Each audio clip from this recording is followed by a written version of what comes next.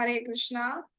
ओम नमो भगवते वासुदेवाय। ओम नमो भगवते वासुदेवाय।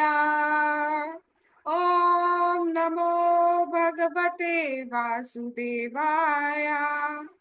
हम लोग श्रीमद् भागवतम कैंटो 6 चैप्टर 1 पढ़ रहे हैं। और बात यहाँ तक आई थी कि यम दूतों ने कुछ प्रश्न किए। उसके बाद विष्णु दूतों ने कहा कि आप अपने आप को यमराज जी के दूत बता रहे हैं, यमराज जी के सेवक बता रहे हैं। तो आपको तो ज्ञान होगा कि धर्म क्या है, अधर्म क्या है, किस बिहाफ पे दंड दिया जाता है, सबको सेम दिया जाता है या नहीं दिया जाता है। तो इन क्वेश्चंस के पूछने पर अब यमदूत आंसर कर रहे हैं और बता रहे हैं कि मनुष्य जो है वो पाप कर्म भी करते हैं, पुण्य कर्म भी करते हैं। अपनी इच्छाओं के कारण, अपने संस्कारों के कारण कुछ ना कुछ कर्म सबको करने ही पड़ते हैं। जब तक हमारे पास ये देह है, जब तक हमारे पास ये बॉडी है, we have to do certain kind of activities. उनको हम मना नहीं कर सकते। कोई भी व्यक्ति ऐसा नहीं है जो बिना कुछ कर्म किए रह जाए। ये भगवत गीता में भी श्लोक है कि कर्म तो करने ही पड़ते हैं। और जब हम कर्म करते हैं तो उससे क्या होता है कि हम बंधन में बंधते हैं। अब वो बंधन अच्छे कर्मों का भी हो सकता है, वो बंधन बुरे कर्मों का भी हो सकता है। तो जब हम बुरे कर्मों का बंधन कर लेते हैं तो उसके फलस्वरूप हमें पाप होता है और हमें नरक आदि की प्राप्ति होती है। जब हम अच्छे कर्मों के बंधन में पड़ते हैं तो उसके फलस्वरूप हमें पुण्य होता है और हमें स्वर्ग आदि की प्राप्ति होती है। तो कर्म किए बिना तो कोई नहीं रह सकता, लेकिन भक्ति ऐसी होती है जो इन सबको काट के दिव्य जगत में हमें एंटर करा देती है, हमें सारे बंधनों से मुक्त कर देती है। तो यहाँ पे कहा जा रहा है कि कोई भी जीव ऐसा नहीं है जिसने पाप नहीं किया हो, और उस हिसाब से हर जीव दंडनीय है। हर जीव को जो है सजा मिलनी चाहिए, हर जीव को दंड मिलना चाहिए। क्योंकि हमने बात की थी कल कैसे हम सांस लेने में भी कितने जीव हमसे मर रहे हैं, कितने बैक्टीरिया हमसे मर रहे हैं। हम चल रहे हैं तो कितने मर रहे होते हैं। हम जब गैस जलाते हैं, स्टोव खाना बनाने के लिए झाड़ू लगाते हैं, तो उन सब में मर रहे होते हैं, हमें दिख नहीं रहे होते हैं।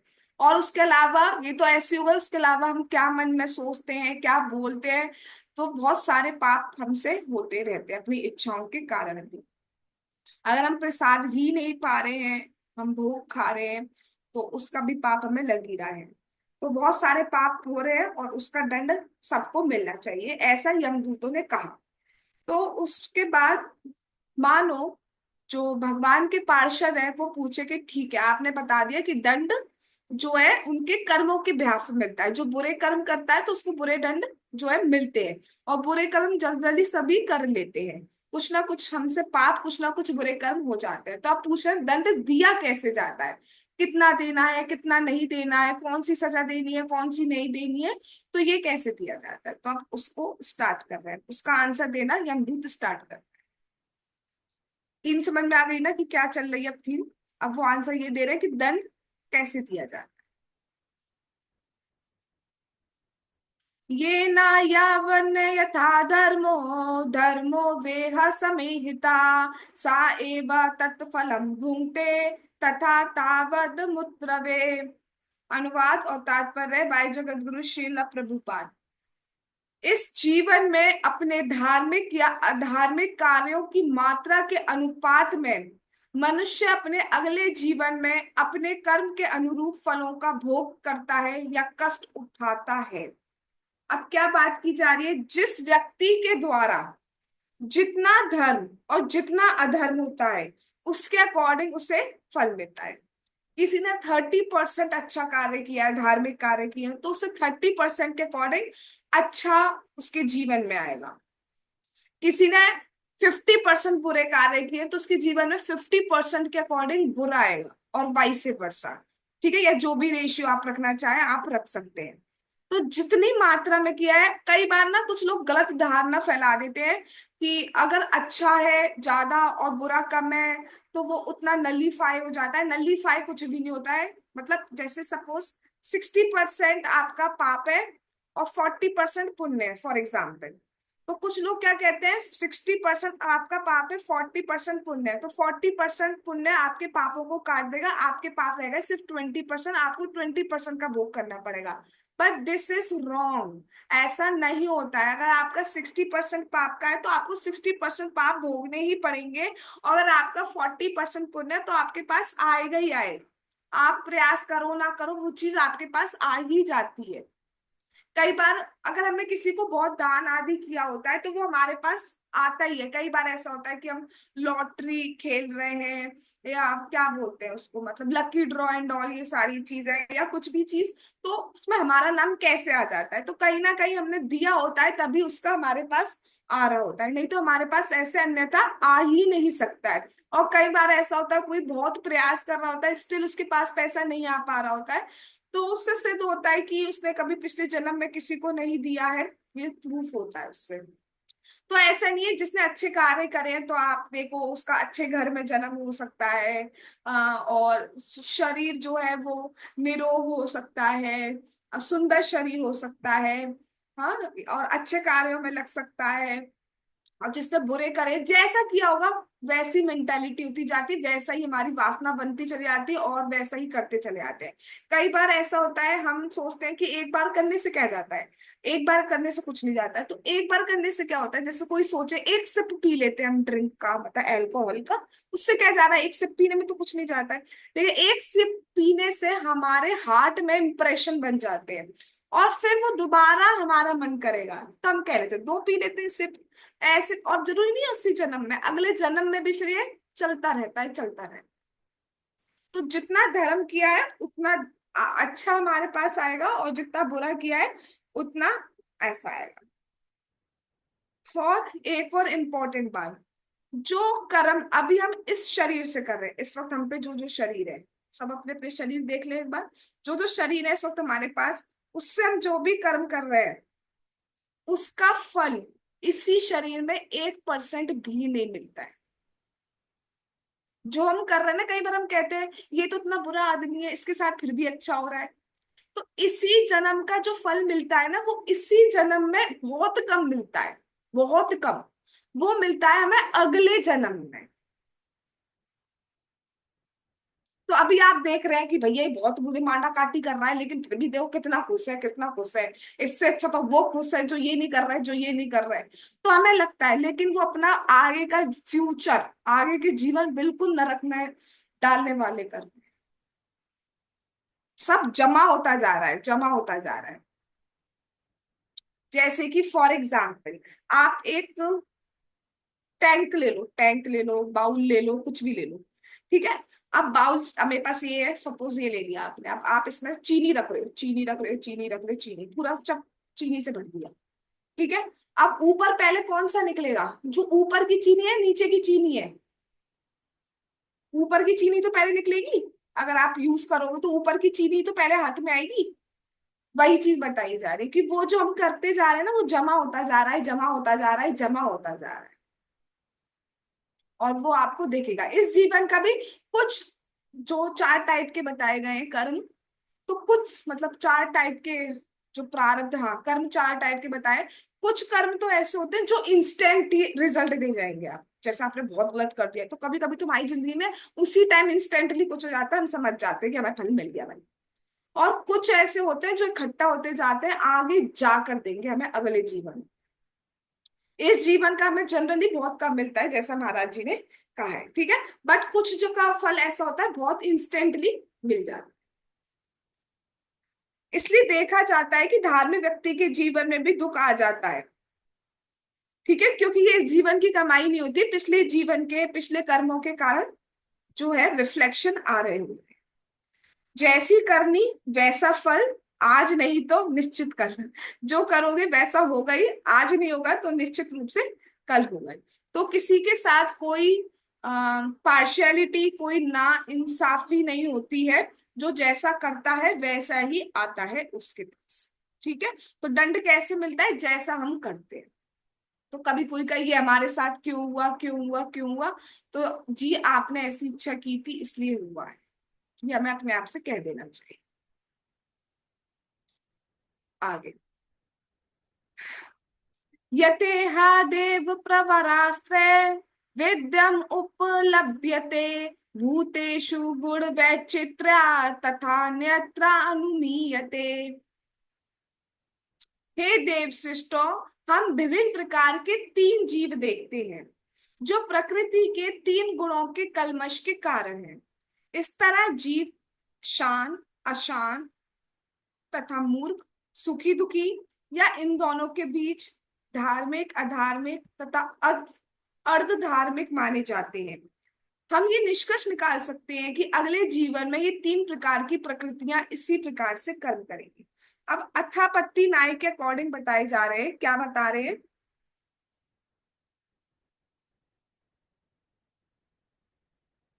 ये कह रहे हैं कि तीन प्रकार के जगत में तीन प्रकार के जीव देखे जाते हैं कर्मों के बिहाफ पे। एक कैटेगरी होती है सुखी, सुखी रहते हैं। एक कैटेगरी होती है दुखी, और एक कैटेगरी होती है मिक्स कैटेगरी। मतलब सुख भी है, दुख भी है, दुख भी है, सुख भी है, मिक्स कैटेगरी देखी जाती है। या फिर हम कैसे, कुछ धार्मिक देखे जाते हैं, कुछ अधार्मिक देखे जाते हैं, और कुछ अर्ध धार्मिक, अर्ध मतलब आधे धार्मिक है, आधे अधार्मिक है, मिक्स कैटेगरी देखी जाती है। और कह रहे हैं कि ऐसा ऐसा नहीं है कि इसी टाइम ऐसा है, ऐसा ही चलता आ रहा है। पहले भी ऐसा होता था, अब भी ऐसा होता है, और अब के बिहाफ पर हम आगे भी देख पा रहे हैं आगे भी ऐसी कैटेगरीज होंगी। क्यों होंगी ऐसी कैटेगरीज? क्योंकि हम देखते हैं लोगों के कर्मास मिक्स कर्मास होते हैं, कि अच्छा भी कर रहे होते हैं, बुरा भी कर रहे होते हैं। तो वो आगे जीवन में इसी टाइप के बनते हैं, सुखी दुखी का मिक्स बन जाते हैं। क्योंकि जनरली कर्म हमारे मोस्टली ऐसे होते हैं कि अच्छे भी होते हैं, बुरे। अब जो बिल्कुल ही टेररिस्ट है तो भैया उनके तो कोई अच्छे कर्म है नहीं। ठीक है, तो वो बिल्कुल ही दुखी वाली कैटेगरी में आ जाएंगे। ठीक है, देवता गण वाले हो गए, वो सुखी कैटेगरी में आ जाएंगे। बट मनुष्य लोग की जगह अगर बात किया जाए, मनुष्यों की बात किया जाए, तो जनरली वो मिक्स कैटेगरी में आते हैं जिनमें सुख दुख लगा रहता है। समझ में आ रही बात? और ये सब किस बिहाफ पे होता है? That is due to our own karmas only. हम जैसे कर्मास करते हैं उसके बिहाफ पर ही होता है। तो अपने अपने जीवन को आप सोच लीजिए, वो जो है वो उसी वजह से है जैसा हमने किया है। अगर सुखी जीवन है तो वो जो भी सुख आए, ऐसा नहीं हमारी लाइफ में आज तक कोई सुख भी नहीं आया है, तो जितने भी सुख आए वो भी उस वजह से आए हैं, जितने भी दुख आए वो भी उस वजह से आए हैं। ठीक है। और तो जब हम भक्ति करते हैं तो ये सब चीजें अलग हो जाती है, बट वैसे ये सब इसी की वजह से आता है। ठीक है, समझ में आ गई बात? चलिए आगे चल। अब एक और चीज बता रहे हैं। वर्तमानो अनयो कालो गुणाभिज्ञापको यथा एवं जन्मानयोरेता धर्मा धर्मानि दर्शनम। जिस तरह वर्तमान वसंत काल भूत तथा भविष्य काल के वसंत कालों को सूचित करता है, उसी तरह सुख दुख या दोनों मिश्रित ये जीवन मनुष्य के भूत भावी जीवन के धार्मिक अधार्मिक कार्यों के विषय में साक्ष्य प्रस्तुत करता है। अभी थोड़ा टफ पढ़ रहा हूँ, क्या कही जा रही है।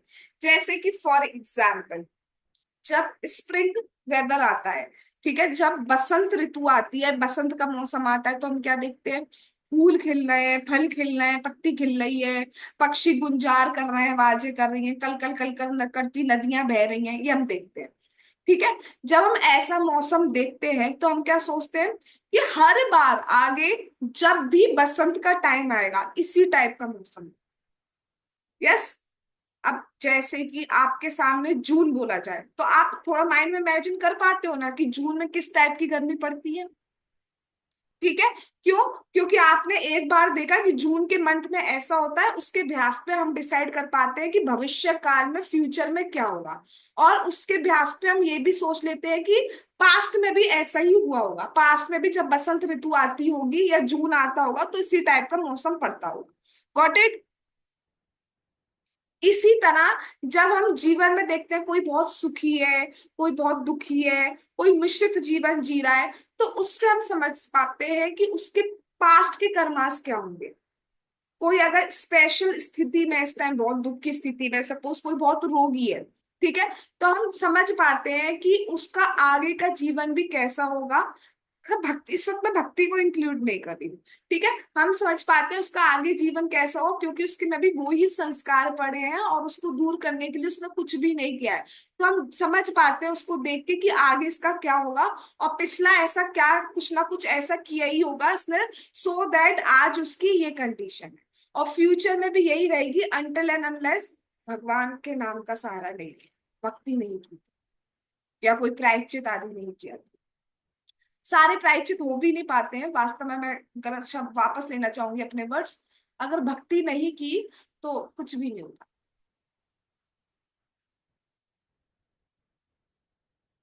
तो जैसे हम प्रेजेंट टाइम को देख के आगे का और पास्ट समझ पाते हैं, ऐसे इस टाइम के कर्मास को देख के, इस टाइम की स्थिति को देख के समझ पाते हैं कि हमारा आगे का क्या होगा और हमारा पीछे क्या है, सो दैट ऐसा आ रहा है। अगर किसी में किसी चीज की बहुत डिजायर है, तो वो इसलिए, सबकी अलग अलग डिजायर्स हो सकती हैं, तो वो इसलिए है क्योंकि पिछले जन्मों में हम उसी चीज का भोग करते आ रहे हैं, और हम इस जीवन में भी अगर अपने आप को रोक नहीं रहे हैं, वो ही चीज कर रहे हैं, तो that will be continue, continue रहेगा आने वाले फ्यूचर में, आने वाले जन्मों में भी वही इच्छा हम करेंगे और उसी में लगे रहेंगे।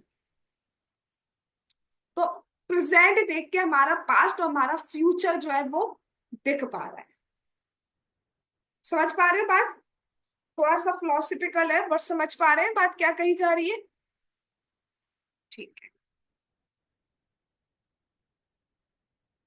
जैसे महाराज जी ने एग्जाम्पल दिया, जो अभी मांस आदि खा रहा है, तो क्या ये जाना नहीं जा सकता कि उसका फ्यूचर क्या होने वाला है? जो उस टाइम मांस आदि खा रहा है, नॉन वेज ईटिंग कर रहा है, तो हम क्या जानते नहीं है उसका फ्यूचर क्या होने वाला है? कोई कह सकता है ब्राइट फ्यूचर है? डेफिनेटली घोर नरक की प्राप्ति होगी। और पिछले जन्मों में भी वो कोई महात्मा नहीं रहा होगा, क्योंकि महात्मा रहा होता है तो प्रेजेंट में वो नॉन वेज ईटिंग नहीं कर सकता। समझ में आ रहा है एग्जाम्पल से कि प्रेजेंट देख के आप डिसाइड कर पा रहे हो फ्यूचर और पास्ट। चल ठीक है। अब आ, एक श्लोक में बताया गया है कि जैसे कुछ लोग नरक से आते हैं, कुछ लोग स्वर्ग से आते हैं, तो हमारे प्रेजेंट के बिहेवियर से हम समझ पाते हैं कि कौन नरक से आया है, कौन स्वर्ग से आया है। अब ये नहीं किसी के चरित्र में, किसी में आप ऐसा देखो तो आप नरक नरक करना स्टार्ट कर दो, वो अपराध हो जाएगा। ठीक है, तो बस समझने के तौर पर समझिए, और उसको अगर हमारे अंदर हम ऐसा कुछ पा रहे हैं तो उसको इम्प्रूव करने का कोशिश हमें करना चाहिए, क्योंकि नरक से हम सभी आ रहे हैं, क्योंकि पाप हम सबने किए। ठीक है, ये मत सोचिए कि सामने वाला नरक का है, सामने वाला नरक का है, मैं तो बिल्कुल स्वर्ग से आई दूध की धुली हूँ। तो ऐसा तो बिल्कुल भूल जाइए, ऐसा कोई भी नहीं है यहाँ पे, not even a single person जिसने पाप नहीं किया हो और ना कर रहा हो, अभी भी कर रहा है। ठीक है, तो चलिए पहले नरक वालों के देखते हैं, नरक वालों में क्या सिम्टम्स होते हैं। सबसे पहला पॉइंट, देवताओं की निंदा करते हैं ऐसे लोग। जो सीधे नरक से आ रहे होते हैं वो देवताओं की निंदा करते हैं, क्योंकि उनका बैर रहता है जैसा सुरादि में। दूसरा होता है कि उनकी बॉडी में हमेशा कोई ना कोई रोग बना रहता है, बीमार ज्यादा रहते हैं। तीसरा, ब्राह्मणों से द्वेष करते हैं। ठीक है, ब्राह्मणों के एंटी रहते हैं, क्योंकि वो पूजा पाठ करते हैं, भगवान की पूजा करते हैं, तो उनके एंटी रहते हैं। नेक्स्ट पॉइंट, भगवान को ही नहीं मानते। नेक्स्ट पॉइंट, अपने परिवार के लोगों से बहुत झगड़ा करते हैं, माता पिता आदि से बहुत झगड़ा करते हैं। ठीक है, और उनकी वाणी बहुत कठोर होती है, बोलने से पहले सोचते नहीं है, है ना? तो ऐसा बताया जाता है, ये अनुमान लगाया जाता है। अब बात करते हैं हम स्वर्ग की। तो जस्ट अपोजिट ही है एक तरीके से। पहला पॉइंट होता है, वहां पे क्या था, देवताओं की निंदा करता है, यहाँ पे क्या है, भैया स्वर्ग में रह के आया है, देवताओं के संग रह के आया है, तो देवताओं के प्रति स्पेशल श्रद्धा होती है, देवताओं पे बहुत विश्वास आदि होता है, ब्राह्मणों की सेवा करते हैं, दान देने में इनकी बहुत रुचि होती है, और वाणी इनकी बहुत मधुर होती है, बहुत सुख प्रदान करने वाली तरफ। कई लोगों को आपने देखा होगा ऐसे इतना मधुर बोलते हैं ना, मतलब इतना शांत बोलते हैं कि ऐसा लगता है कि मतलब क्या, मतलब काश हम भी ऐसा बोलते। जैसे कि मैं बात करूं, कि मैं अगर पर्सनली अपनी बात करूं तो, जैसे हिज होलीनेस भक्ति रसामृत महाराज जी हैं। वो इतना धीरे धीरे धीरे आराम से एक एक वर्ड को बोलेंगे, मतलब जो लेक्चर हम आधे घंटे में पूरा कर देंगे वो एक डेढ़ घंटे में होगा उनका। लेकिन इतना स्वीट बोलते हैं और इतना एकदम ऐसे ऐसे पॉज, कहाँ पॉज लेना है, कहाँ कोमा जा रहा है, सब कुछ समझ में आ जाएगा। तो वो अलग से प्रेजेंट करता है कि डिवाइन सोल है, अलग से दिख जाता है। हम लोग तो, मैं अपनी बात को तो काफी हार्श बोल देते हैं, तो ठीक है, चलिए आगे चलते हैं। हाँ, और क्या बता रहे हैं कि वाणी बहुत बहुत बड़ा गुण होता है। अगर हम अच्छी वाणी यूज करते हैं, अच्छा बोलते हैं, तो ये बहुत बड़ा गुण होता है। क्योंकि कई बार सब कलयुग में और वैसे भी सब जल रहे हैं, उस पर भी हम दूसरों से बहुत हार्श बोल दें, बहुत कठोर बोल दें, तो वो अतृप्त हो जाते हैं। तो कम से कम कोशिश करें कि ऐसी वाणी का यूज करें कि दूसरे को शांति मिले। और सबसे अच्छा है कि हम भगवान की बात बोले, व्यर्थ की बात ना करें, भगवान की बात बोले। तो क्या होगा, मंगल भवन अमंगल हारी, सारे अमंगल हमारे हर जाए। ठीक, चल, अब आगे क्या कहें। मन से पूरे देवा पूर्व रूपम विपश्यति अनुमीमांसते पूर्वम मनसा भगवान जा। एक सेकेंड। हाँ, कह रहे हैं,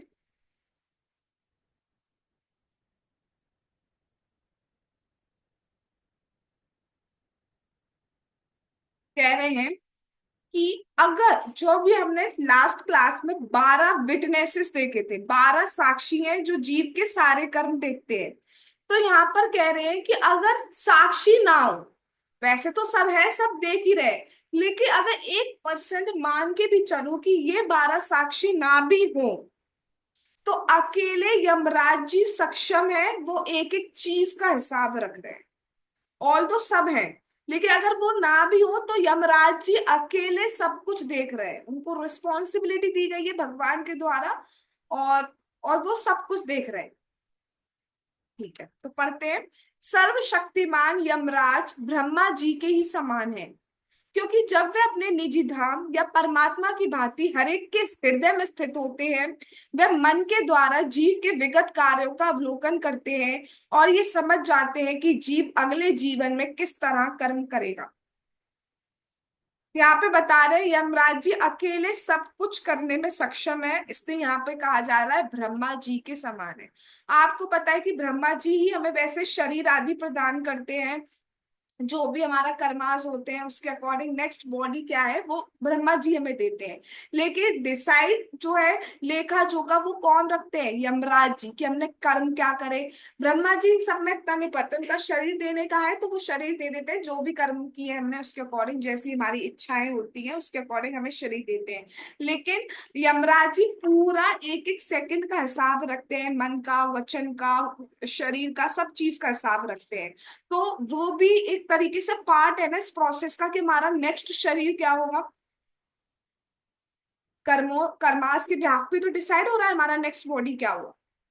तो ये बहुत इंपॉर्टेंट काम यमराज जी कर रहे हैं ना, इसलिए उनको ब्रह्मा जी के ही समान बोला जा रहा है। ब्रह्मा जी शरीर दे रहे हैं, और शरीर किस बिहाफ पे दिए जा रहे हैं वो यमराज जी तो बता रहे हैं, क्योंकि लेखा जोखा कर्मों का यमराज जी रख रहे हैं। ठीक है, इसलिए यहाँ पे पहली लाइन में लिखा जा रहा है यमराज जी ब्रह्मा जी के ही समान। और ऐसा नहीं उन्हें बार बार यहाँ पे आके देना पड़ता हो कि भैया पूनम अब क्या कर रही है, और प्रांशी अब क्या कर रही है, और रिद्धि क्या कर रही है, और जो यहाँ नहीं है सिद्धि वो क्या कर रही है। ऐसा नहीं होता है। वो जहां पर है वहां से बैठ के ही सब कुछ देखते रहते हैं। ब्रह्मा जी के साथ कॉपरेट करते हैं बेसिकली।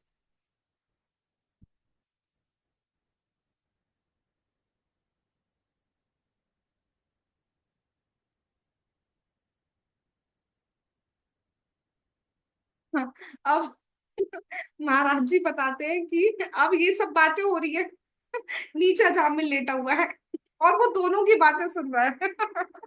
दोनों की बातें सुनना, इधर वो कह रहे हैं ले जाओ से नरक ले जाओ, नरक ले जाओ। उधर भगवान के पार्षद कह रहे हैं कि नहीं नहीं, इसको नहीं ले जाना है। तो वो कभी इधर देख रहा है, कभी इधर देख रहा है। फिर जो भगवान के पार्षद है, हाँ ये बहुत अच्छे हैं, ये जो भी है जानता तो नहीं है, लेकिन जो भी है बहुत अच्छे है, ये बहुत जी है, और ये जैसा कहीं वैसी हो जाए, जाना नहीं है। तो सोचो उसकी हालत क्या होगी। एक तरफ लग रहा है बस गया गया, अब तो ले गए नरक, एक तरफ लग रहा है नहीं नहीं बच जाऊंगा, एक तरफ लग रहा है गए गए, और बार बार उसकी तरफ उंगली करके कह रहे हैं बहुत पापी है, बहुत पापी है। तो सोचो कैसा लग रहा होगा उसको, हम सोच भी नहीं सकते एक्चुअली। उसकी स्थिति, उनकी स्थिति इस तरीके की है कि अभी तो लग रहा है गए, अभी लग रहा है बच रहे। वो विष्णु दूत को, भगवान के पार्षदों को जानते नहीं है, बट उनको देख के इतना जरूर समझ पा रहे हैं कि ये जो भी है ये बहुत अच्छे हैं, और ये चाह रहे हैं कि विष्णु दूत जीत जाए। ये भले की बात कह रहे हैं मेरे, ये विष्णु दूत जीत जाए। चलिए एक श्लोक और करने का प्रयास करते हैं। यथाज्ञस्तमसा युक्ता उपासते व्यक्तमेव हि न वेद पूर्वम अपरम नष्ट जन्म स्मृतिस्तथा। जिस तरह सोया हुआ व्यक्ति अपने स्वप्न में प्रकट हुए शरीर के अनुसार कार्य करता है और उसे स्वयं मान लेता है, उसी तरह मनुष्य अपने वर्तमान शरीर से अपनी पहचान बनाता है, जिससे उसे अपने विगत धार्मिक अधार्मिक कार्यों के कारण प्राप्त किया है, और वे अपने विगत या भावी जीवनों को जान पाने में असमर्थ रहता है। तो जहां तक जीव की बात की जाए, उसे कुछ नहीं पता है। उसे कुछ नहीं पता है कि उसका अगला डेस्टिनेशन क्या है, उसकी गति क्या है, उसे नहीं पता है उसका पिछला जन्म क्या है। हमारे घर अगर कोई जन्म लेता है, कोई बर्थ लेता है, तो बॉर्न होता है, तो हम नहीं समझ पाते भैया वो मनुष्य शरीर से आया है, जानवर शरीर से आ रहा है, मनुष्य शरीर से आया है, पशु शरीर से आया है, वृक्ष शरीर से आया है, कीट शरीर से आया है, नागलोक से आया है, हम कुछ नहीं समझ पाते। तो हमें कुछ भी याद नहीं रहता, और ना हम ये जानते हैं हमारा आगे का जन्म क्या होगा। कोई कोई शरीर छोड़ता है तो उसके उसके लिख दिया जाता है कि मतलब ऐसे लिख दिया करना, स्वर्ग लोक से धार गए, वैकुंठ लोक से धार गए, तो क्या उन्होंने जाके तो नहीं देखा है ना। मान ऐसा भले ऑल दो वो शराब पीता हुआ, उसके आगे लिख दिया जाएगा स्वर्ग लोक से धार गए, तो कुछ भी लिख दिया जाता है। बट वास्तव में इन रियलिटी कोई किसी की गति नहीं जानता, कोई भी नहीं बता सकता कौन कहाँ गया, और कोई भी ये नहीं बता सकता किस शरीर से आया है। ठीक है, बट होता क्या है, इस टाइम हमें जो कर्मों के कारण इस शरीर प्राप्त हुआ होता है, उसी को हम मानने लगते हैं ये मैं हूं। जैसे कि एग्जाम्पल, अगर जब हम सोते हैं और हमें सपने में जो शरीर दिख रहा होता है, उसको हम मान लेते हैं वो मैं हूं। वास्तव में तो शरीर ये है ना जिसमें हम सो रहे हैं। बट हम उसको मान लेते हैं वो मैं हूँ। वो एक मन से सोचा जाता है, मन से हम मान लेते हैं वो मैं हूँ। अब उसमें वो भाग रहा है तो हम सोचते हैं हम भाग रहे हैं, वो बैठा है तो हम सोच रहे हैं हम बैठे हैं, इस तरीके से। बट वास्तव में जब हम जगते हैं तब हम जान पाते हैं कि असली मैं तो ये, ऑल दो वो भी असली नहीं है, बट सपने के कंपैरिजन में बोला जाए तो जागृत अवस्था ये है। इसी तरीके से जब हम मुक्त होते हैं, जब हम इस भौतिक जगत से मुक्त होते हैं, वो जो स्टेट है वो हमारी एक्चुअल जागृत अवस्था है। और जब हम उस स्टेट में आएंगे, जब हम अपने स्वरूप की प्राप्ति करेंगे, तब हम समझ पाएंगे कि वास्तव में ये जो शरीर है, इसको तो हम मैं मानते हुए आ रहे हैं, ये तो एक सपने की भांति था। इसको हम सपने में जैसे उसको मैं मान रहे होते हैं, ये उसी सपने की भांति है। सपना कितना भी बड़ा हो, बट जागृत अवस्था के कंपैरिजन में बहुत छोटा होता है। इसी तरीके से हम कितने भी जन्म ले लें, बट अनंत काल के कंपैरिजन में बहुत कम होता है। जब हम भगवान के धाम की प्राप्ति करेंगे तो हम हमेशा ही रहेंगे, अनंत काल तक। मतलब कोई सीमा नहीं है, कभी कोई टाइम नहीं आएगा हमें शरीर छोड़ना पड़े, हम हमेशा ही रहेंगे। तो उसके कंपैरिजन में ऑल दो हमने बहुत जन्म ले लिए, अनंत जन्म ले लिए, लेकिन फिर भी वो बहुत कम हो जाए। तो वास्तव में हमें ऐसा प्रयास करना चाहिए सो दैट हम भगवान के धाम की प्राप्ति कर सके, सो दैट हम भगवत प्रेम की प्राप्ति कर सके, और ये जो हमारा मिथ्या है, फॉल्स ईगो है, मिथ्या अहंकार है कि हम ये शरीर है, उससे हम छूट पाए।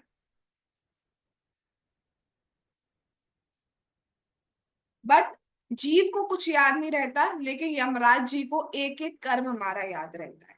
पिछले हमने क्या किए हैं, अब क्या कर रहे हैं, और उसके बिहाफ पे वो समझ पाते हैं कि आगे भी इसको क्या जन्म देना चाहिए, इसकी इच्छा ही है तो ठीक है, इसकी इच्छा पूरी किया जाए, आगे का भी निर्धारण उसी बिहाफ पे हो जाए।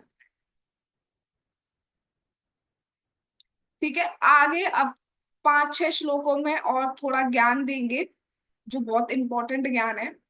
थोड़ा फिलोसफिकल है, थोड़ी टफ लग सकती है क्लास, बट वैसे इंपॉर्टेंट है काफी। उसको सुनेंगे, उसके बाद फिर विष्णुदूत बोलना स्टार्ट करेंगे। फिर विष्णुदूत उस ज्ञान को हमें देंगे, दैट इज भागवत धर्म, भक्ति का ज्ञान हमें देंगे, जिसको हमें अपने जीवन में वास्तव में उतारना है। ये ज्ञान जो यमदूतों के द्वारा दिया जा रहा है, वो ज्ञान भी बिल्कुल सही ज्ञान है, कुछ भी एक भी चीज गलत नहीं बोली है, सब कुछ कर्मों के ब्याह पर ही हमें फल मिल रहा है। ठीक है, बट वो जो ज्ञान देंगे वो दिव्य ज्ञान है, वो सबसे परे, वो इस कर्म के बंधन को भी काटने वाला है।